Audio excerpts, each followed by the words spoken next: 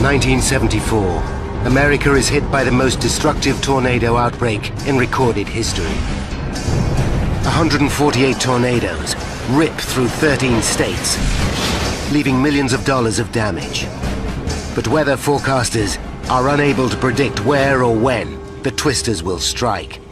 As a result, 5,500 people are injured, 330 are dead. The nation reels in shock. I've never seen anything like it, and I don't want to again. A team of meteorologists investigate the aftermath in a bid to provide forecasters with new tools to save lives in the future. Disasters don't just happen. They're a chain of critical events. Unravel the clues and count down those final seconds from disaster. A massive tornado filmed from a moving vehicle, then a camper van sinking underwater while its passengers fight to escape. This girl has narrowly escaped being killed by a tornado. Now, trapped in a sinking camper van, she must cheat death again. A spinning globe with blue land and black sea. Tornado outbreak. North America. Missouri. Kansas City. April 3rd, 1974. Meteorologists at the Storm Forecast Center are extremely concerned. Their radar screens suggest that America's heartland is about to be struck by a massive tornado outbreak. Twisters hit every country on the planet, but the United States is struck by more than any other, with 1,000 each year. The majority of these are small, and they affect an area of the Midwest between the Rockies and the Appalachians named Tornado Alley. Now the radar is showing worrying signs of a very powerful storm building. Dry winds have moved inland from the Pacific Ocean and are colliding with humid air driven north from the Gulf of Mexico. These are perfect conditions for thunderstorms. However, winds in the upper atmosphere limit thunderstorms from developing, creating unstable atmospheric conditions across a wide area. The Storm Center. The meteorologists study their radar scope for the first signs of tornado activity. They've seen this kind of build-up before. A newsreel. On Palm Sunday 1965, 48 tornadoes left a trail of destruction 760 kilometers long in a single night. The violent storms lasted 12 hours, devastating towns across Illinois, Michigan, and Indiana. Here the death toll was the greatest. Entire families wiped out. In total, 1,500 people were injured. 271 died.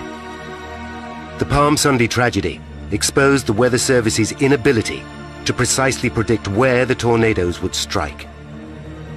Their crude radar revealed where the storms would develop, but there was insufficient data to know which storms would be destructive and which would dissipate without harm.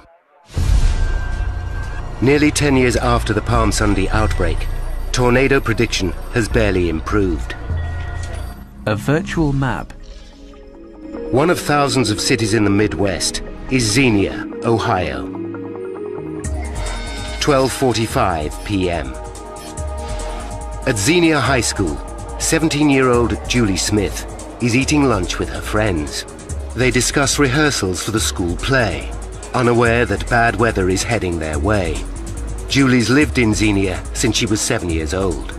It was great. There was one movie theater in town. That's where we all went on dates. There was one drive-in theater, you know, that the high school had dances. It was straight out of a postcard. I mean, it really was. Lightning rips across the sky. 24 kilometers from Xenia in Dayton, Ohio, 37-year-old Lucille Lehman is at work as an office administrator at an electronics company. She's distracted by thoughts of her daughter Cecilia, who is recovering from a spinal operation. Cecilia passes the time at home by preparing the family meal. She always had lots of friends, always had friends, you know. She was very talented. She was in theater, and I thought she was going to be my little movie star someday. Lucille Lehman. By 2 p.m., meteorologists at the Storm Forecast Center are increasingly alarmed by the developing weather. Menacing thunderstorms have appeared on radar, and they cover a massive area from central Illinois to Tennessee. Afraid of repeating the mistakes of the Palm Sunday outbreak, they issued tornado warnings to television and radio stations across the central U.S. A storm bulletin. They know these warnings often go ignored, but without specific information, it's the best they can do. The severe thunderstorm warning has been changed to a tornado warning. 3:20 p.m. Lucille Lehman drives from work to her home in the center of Xenia to care for her kids after school. You've got the tornado sighted there. As she flicks through the channels on her radio, Lucille catches a warning that tornadoes are expected in the area. Leave the weather service. I understand you've got the tornado sighted there. She hurries home as quickly as possible. Good gracious sakes alive. By 3:30 p.m., the bad weather is deteriorating. More than 20 twisters have been spotted moving across Tornado Alley, but so far, none of them have struck a city.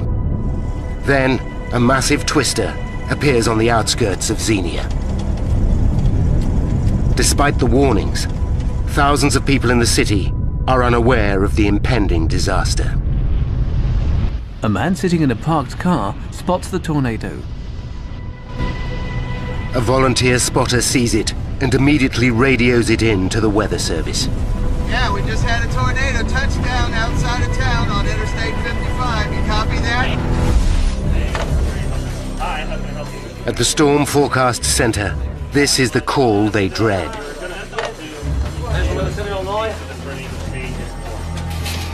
Hold on. Touchdown in Xenia. That's heading straight for the center of town. For the 25,000 people of Xenia, a tornado strike is no longer just a possibility, but a terrifying reality.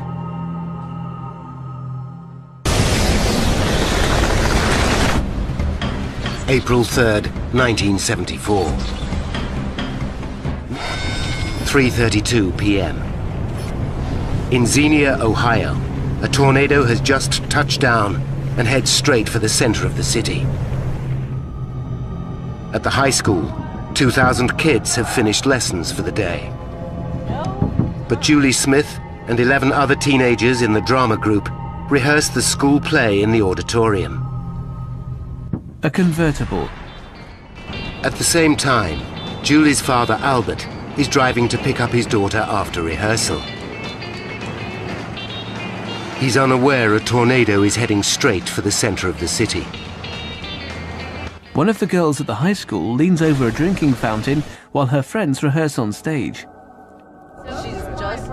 At the high school, Julie's friend Ruth suddenly runs into the auditorium. Guess what? There's a tornado! Excited to see the twister, the teenagers run to the corridor. In my mind, I pictured the Wizard of Oz, you know. Oh, this little itty-bitty thing that we could go look at. But as the tornado approaches the school, they realize just how massive it really is. I remember thinking I was surprised there was no funnel. You know, no little itty-bitty thing. Julie Smith-Findell, Xenia tornado survivor. The children are frozen with fear. I think we were all shocked at what we saw. This huge thing that we couldn't even see the ends of it, coming right at us. As the children run away from the window, the tornado hits the school, ripping the roof off the building.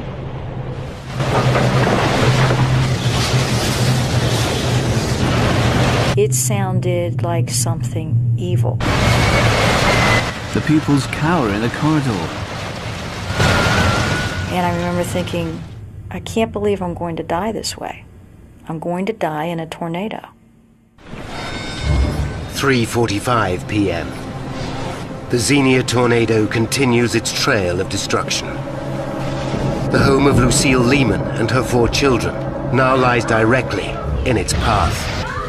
Following government advice, Lucille opens the windows, hoping it will save the house from destruction. As the family looks in awe at the approaching twister, the powerful wind suddenly hits. As Lucille and her daughters cower behind a sofa in their living room, all of the windows are blown in, then an entire wall is torn from the building.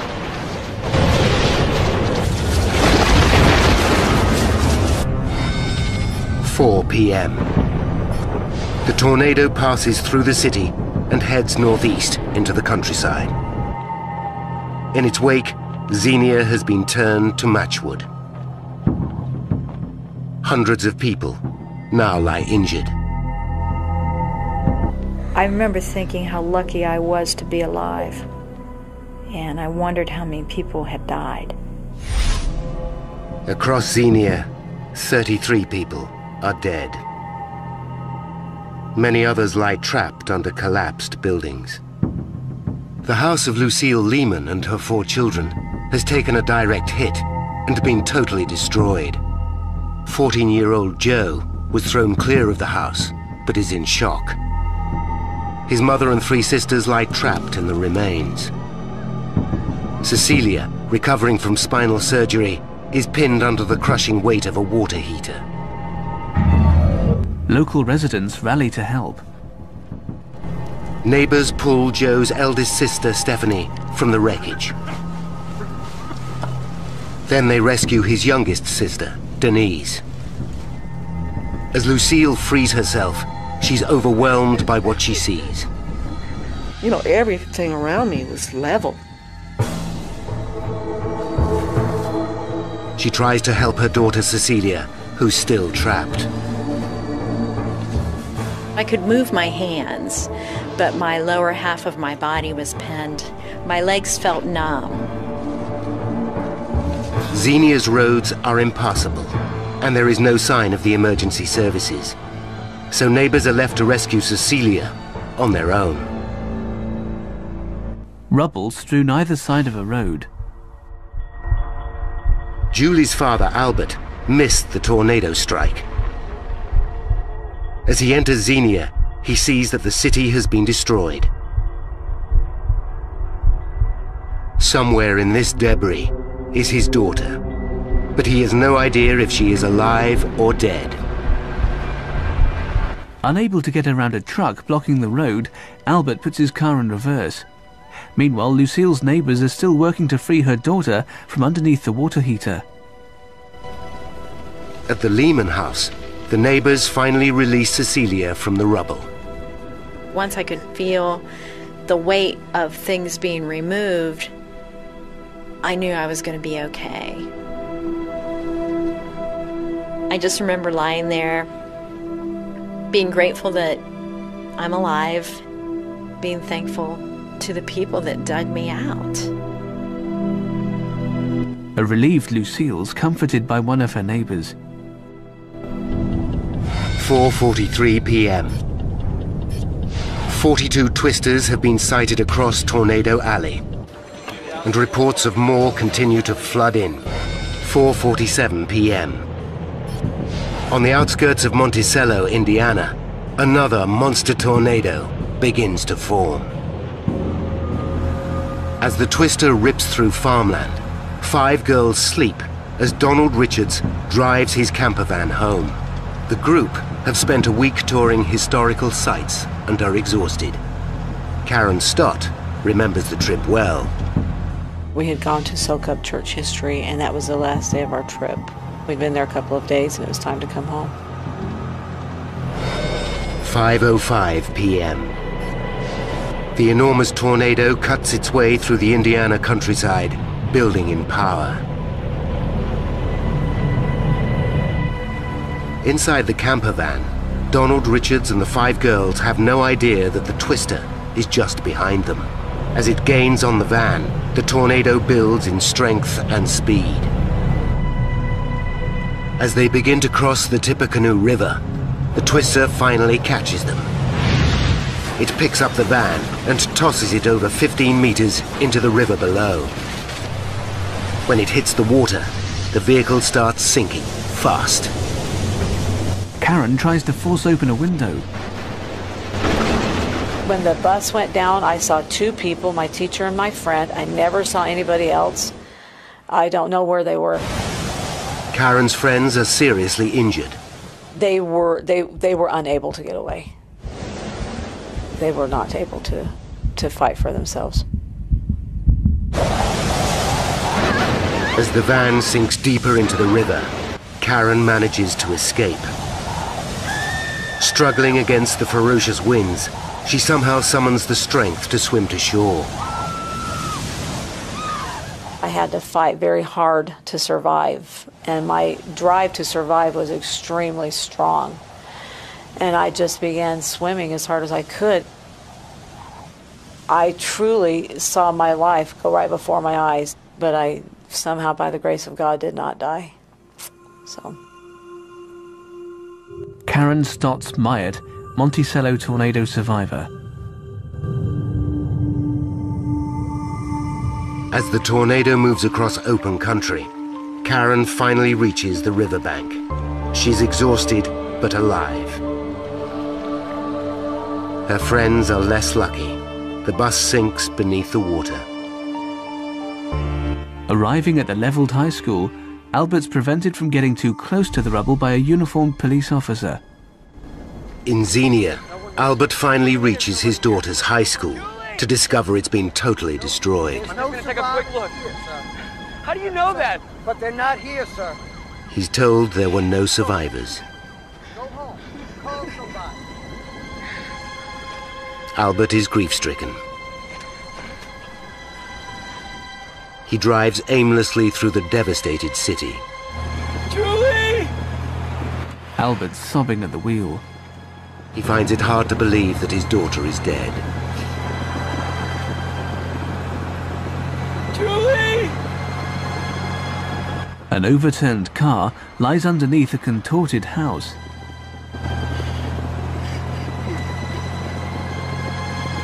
Suddenly, he sees a figure.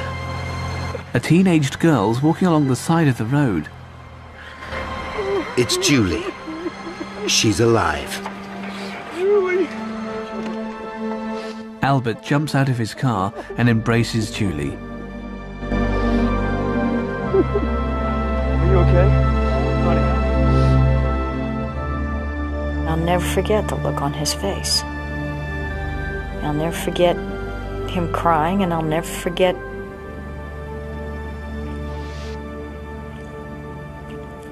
him giving me that hug. Julie Smith-Findle, Xenia tornado survivor. The violent storms continue until 5 a.m. the following morning. In total, 148 tornadoes rip through Tornado Alley.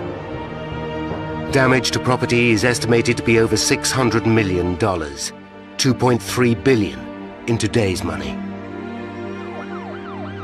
5,500 people have been injured. 330 are dead. A car flying the American flag. President Nixon visits Xenia in an effort to offer support to the shattered community. He goes to the wrecked school, where Julie Smith and the drama group were so lucky to survive. He meets local residents. Once again, the Weather Service's inability to accurately predict tornado strikes has resulted in tragedy. A deflated meteorologist sitting alone at the storm center. Now, by going deep into a scientific investigation, we can reveal how the tragic events of the 1974 outbreak changed tornado forecasting forever. Chicago, Illinois. A day after the tornado outbreak, Dr. Ted Fujita from the University of Chicago races to work. The storm that caused so much suffering could provide him with a unique opportunity. Fujita is convinced that an investigation into the outbreak could save lives in the future.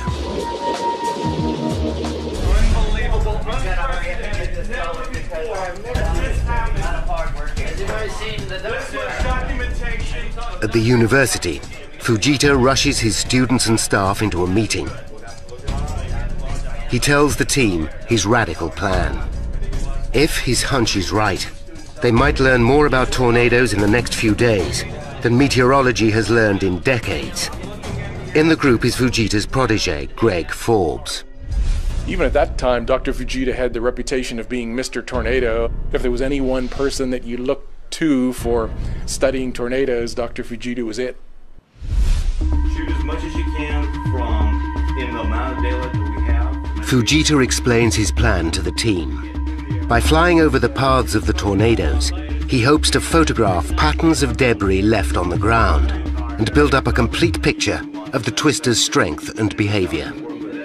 By matching this data to radar images taken during the outbreak, Fujita hopes to discover clues that will help meteorologists predict where and when tornadoes will strike in the future. His earlier research has taught him that in Tornado Alley, twisters are normally caused when humid winds from the Gulf of Mexico move north and collide with colder, drier winds from the west. As the warm wind rises, it converges with these colder winds, causing horizontal rotation. Heat from the ground, produced by the sun, makes the warm air rise even further. Finally, it pushes itself up through the colder layer, creating a funnel that spins upward as a tornado. These violent funnels can cause devastating damage, striking any American state. But they predominantly hit Tornado Alley in the spring and summer. In 1974, meteorologists monitored Tornado Alley with radar. The images generated by this radar help them recognize early signs of storms which are likely to generate twisters. But the scans are too crude to reliably predict the exact locations where the most dangerous tornadoes will form. Gathering data in real time on the ground is also difficult. Tornadoes are unpredictable, appearing and disappearing in minutes. Even if it was possible to get monitoring equipment into them, it would almost certainly be destroyed. Tornadoes were the big mystery phenomenon. Nobody flies an airplane into a tornado and lives to report their measurements, so a lot of unknown. Dr. Greg Forbes. If Fujita's plan works, they could help hundreds of people survive tornadoes in the future. But with a cleanup operation already underway, Fujita and his team must work fast. The question is, where do they start?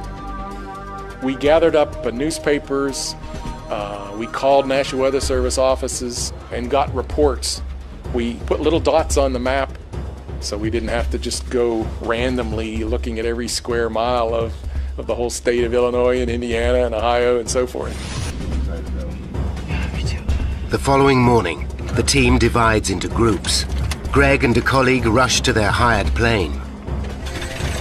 A single-engine plane taxis along a runway. We felt like detectives. We really called ourselves tornado detectives. We had to go and follow the little clues that got left behind by the tornado. You couldn't directly study the crime in progress. You had to look at the clues that were left after the fact. Within 45 minutes, Greg Forbes is at the scene of the first tornado. The chaos beneath him is bewildering. But as patterns start to emerge from the debris, Forbes realizes that Fujita's plan might just work.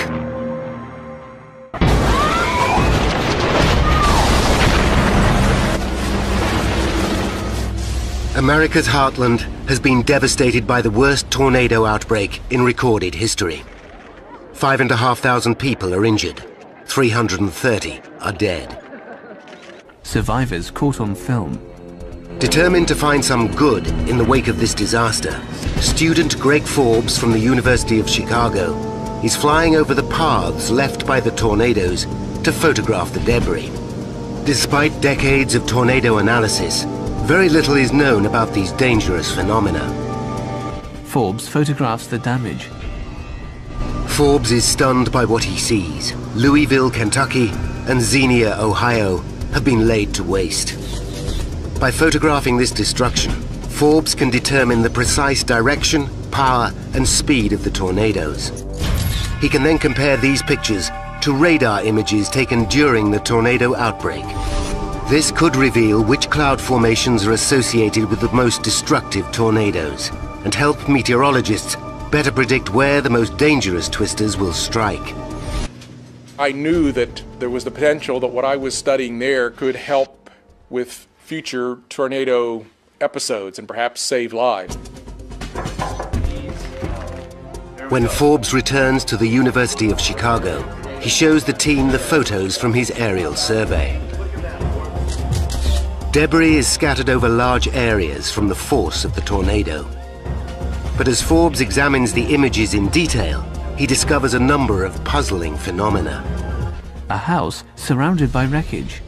It has long been reported that the destruction left by a tornado can sometimes leave houses completely untouched. This photo is dramatic evidence of this strange phenomenon. The prevailing theory is that some tornadoes miss buildings because they occasionally lift into the air. But Fujita isn't convinced by this idea. He asks the team to study the photographs in greater detail and search for further explanation. Aerial photographs. Another bizarre anomaly is found in Monticello, Indiana. The Monticello tornado behaved normally for the first 21 kilometers. But then it did something extremely unusual. Just when it should have died out, it gained a new lease of life and traveled for a total of 195 kilometers, killing 19 people, including Karen Stott's friends who drowned in the Tippecanoe River. The stricken camper van. The aerial photographs present Forbes and Fujita with other questions they can't answer. Since the 1950s, the government has advised the public to open windows before tornadoes strike. The belief is that opening windows balances the pressure inside and outside the structure and stops it from exploding. Watch this demonstration. Low pressure in the vortex causes walls and roofs to explode outwards. This occurs because of higher pressure inside. But nowhere in the aerial photographs can Forbes and Fujita see evidence of debris exploding in all directions, as the government suggests. While the team search for answers, Forbes and Fujita move on to the next stage of the investigation, a ground survey. A twin-engine plane on the ground. By collecting evidence on the ground, they hope to gather more precise information about the behavior and the timings of each tornado.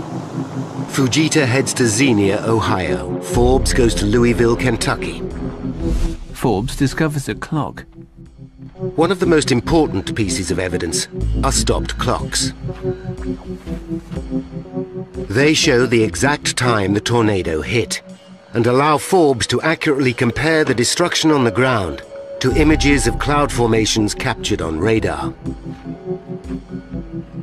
One of the primary things that we were looking for was the time that it hit, so that we could then relate that to the known times of the images that were snapped to the radars. Forbes also speaks to eyewitnesses who give detailed descriptions of how the tornado destroyed buildings. We were looking for any kind of idiosyncrasies, things like missiles, asking them what happened, what did they see, what did they experience. Knowing those kind of things could help us relate where the tornado occurred in relation to the parent thunderstorm. Then in Xenia, Fujita has a breakthrough. He hears of a 15-year-old boy called Bruce Boyd, who filmed the Xenia tornado for over 2 minutes using a home movie camera. Fujita can't believe his luck. In 1974, film of tornadoes is extremely rare.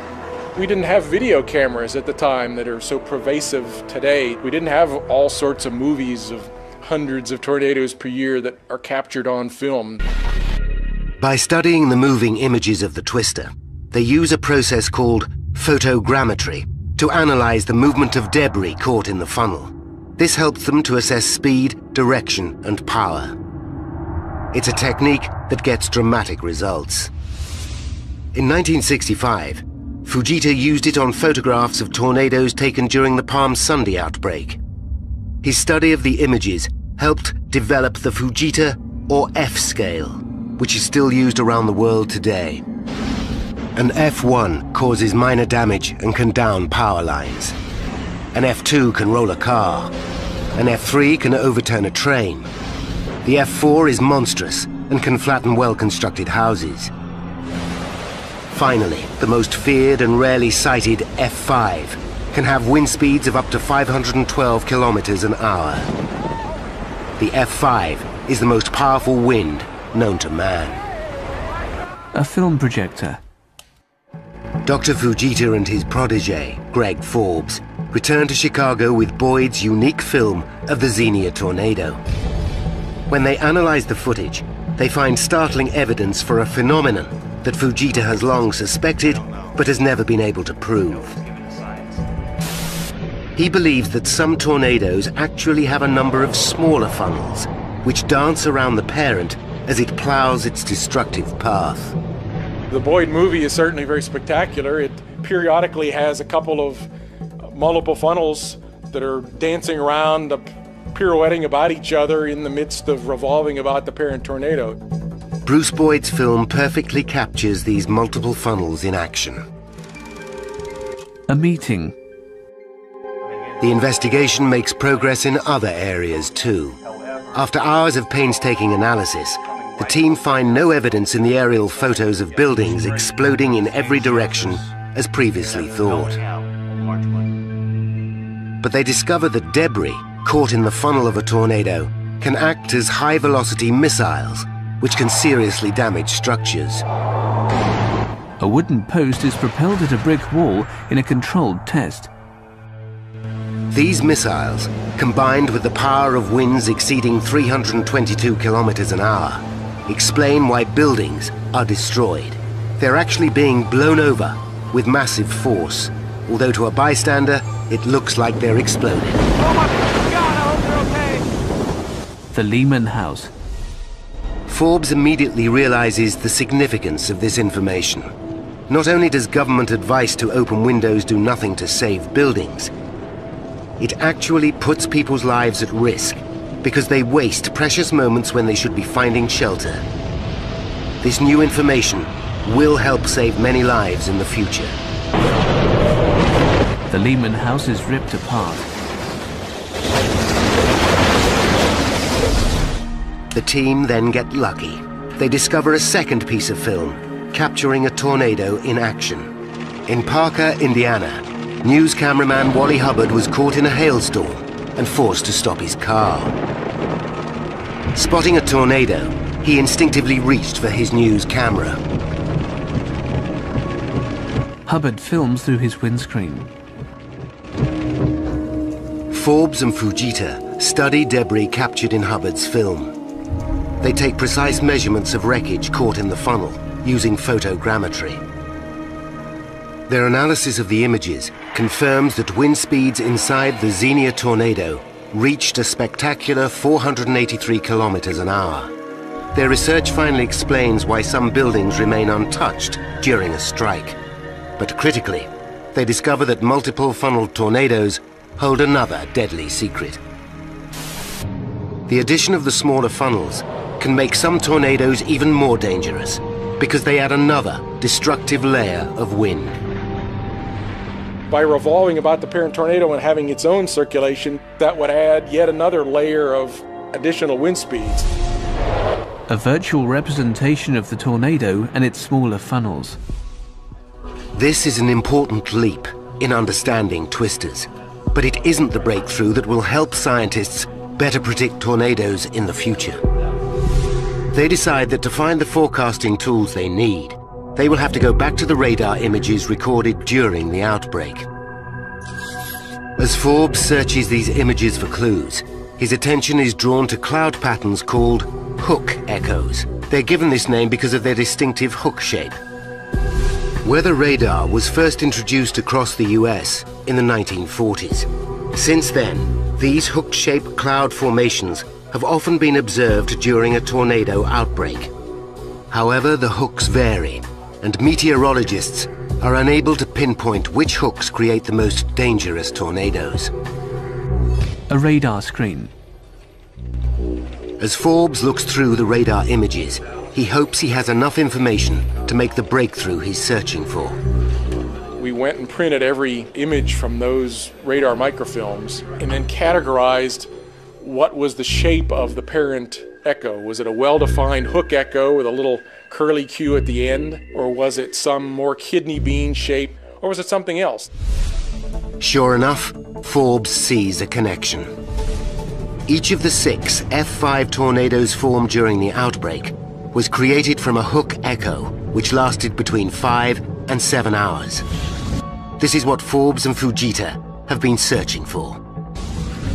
By looking for long-lasting hook echoes during an outbreak, meteorologists will now be able to predict with accuracy where and when the most lethal tornadoes will strike. We'd never had anything like this before. Dr. Greg Forbes.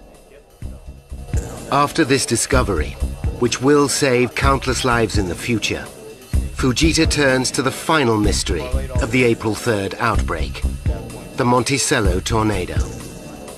It was unusual in that it was a very, very long tornado. It just kept going and going and going. I would never have predicted that that particular thunderstorm would have produced a 100-mile-plus tornado path. Why did the Monticello twister travel so far?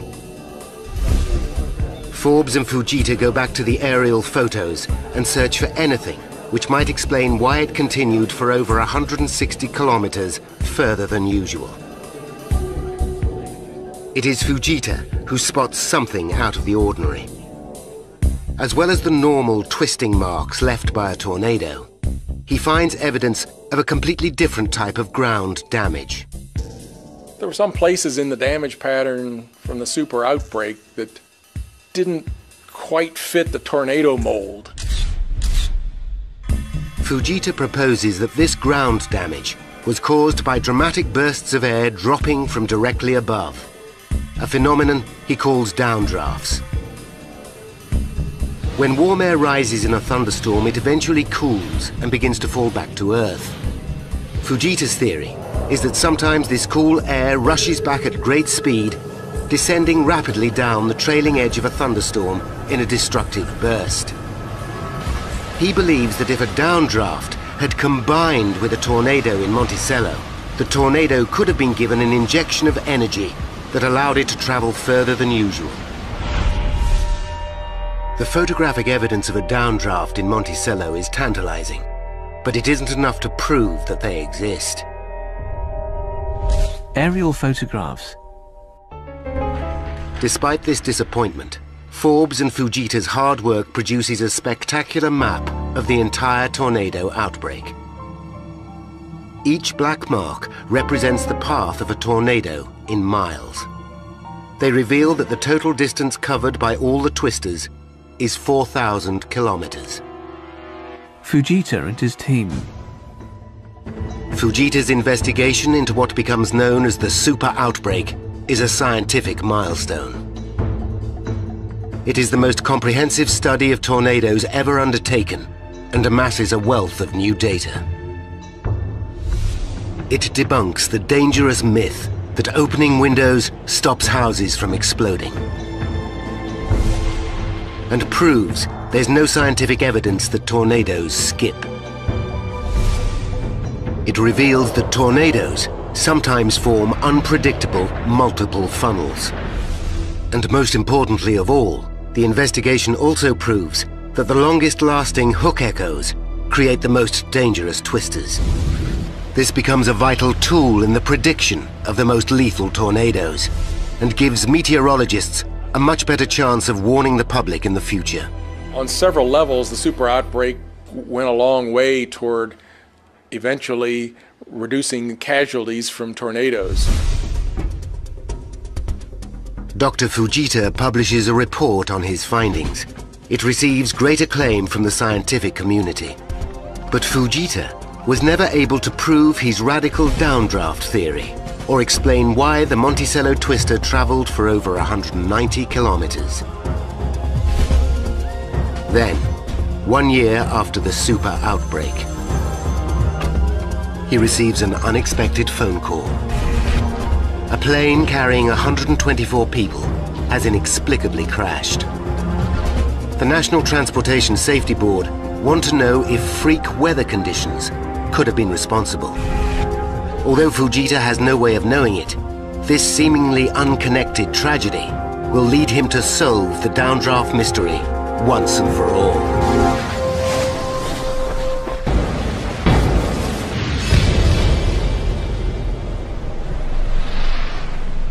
Dr. Fujita from the University of Chicago has gathered data from the worst tornado outbreak in US history. However, Fujita was unable to solve one puzzle. Why the tornado that hit Monticello traveled for 195 kilometers, over 160 further than usual. 1975. A year after the super outbreak, Fujita is called to New York to help investigate the crash of Eastern Airlines Flight 66. As the passenger jet approached JFK's runway, it mysteriously slammed into the ground, killing 115 passengers and crew. Could the crash have been the result of freak weather conditions? A tape recorder. Fujita starts by analyzing the telemetry details stored in Flight 66's black box. He then studies black box data from other planes flying that day and from atmospheric readings taken on the ground. He builds up a picture of what may have happened in the air before the plane crashed. Fujita is surprised by what he finds. A series of small downdrafts, which he calls microbursts, interfered with a number of planes that day as they landed at JFK. It was these microbursts that literally pushed Flight 66 into the ground, just short of the runway. He quickly discovered that there were some fairly small diameter but very intense downdrafts that were occurring in a pulsing mode over the airport that allowed some of the airplanes to land without incident, others having great difficulty, and one crashing. Realizing that other planes could be in danger, Fujita publishes his findings. The aviation industry rapidly upgrades radar at airports across America in order to detect this atmospheric anomaly before it kills again. For Fujita, it's a double victory. His research proves that the ground damage seen in Monticello a year earlier, caused by dramatic bursts of air, can be attributed to a downdraft. A virtual tornado. It was this freak atmospheric anomaly which energized the Monticello tornado and caused it to travel for 195 kilometers with devastating consequences. Donald Richards' camper van plunging into the river. This is the final piece of Fujita's puzzle. Finally, we can reveal the critical chain of events which plunged 13 American states into a catastrophic clash with the power of Mother Nature. April 3rd, 1974. Winds move inland from the Pacific Ocean and Gulf of Mexico, creating highly unstable atmospheric conditions across Tornado Alley. Forecasts suggest America is about to be hit by the worst tornado outbreak in a decade. But meteorologists don't know exactly where or when the most dangerous tornadoes will strike. They send out blanket warnings, but they're too general and too late. By 3:30 p.m., a tornado touches down on the outskirts of Xenia, Ohio. The Lehman family. Many people are taken by surprise. They waste valuable time opening windows to prevent their houses from exploding. Xenia is obliterated by high-velocity missiles and winds. Incredibly, some buildings survive the tornado's multiple funnels. At 4:47 p.m., a tornado touches down on the edge of Monticello, Indiana. The population is caught unaware. It kills 19 people. Turbocharged by a downdraft, This tornado then travels across open country for a further 170 kilometers. The aftermath. At 5 a.m. on April 4th, the outbreak finally ends. 16 hours after it began, cities are reduced to matchwood. 148 tornadoes caused $600 million worth of damage. 5,500 people are injured. 330 are dead. Dr. Ted Fujita died in 1998. A television studio. Greg Forbes is employed by the Weather Channel and continues his work as a meteorologist. His ability to predict the weather today is greatly enhanced by modern technology. High-quality satellite images can show developing weather in real time, and mobile Doppler radar can probe deep inside tornadoes. The benefits to the public as a result of these new tools came as a direct consequence of lessons learned from the 1974 super outbreak. A dedicated radio service now broadcasts the latest severe weather information, and tornado sirens have been installed across America's heartland. Dr. Fujita's investigation was an early stepping stone towards science's understanding of tornadoes. To this day, his findings still play a part in saving lives around the world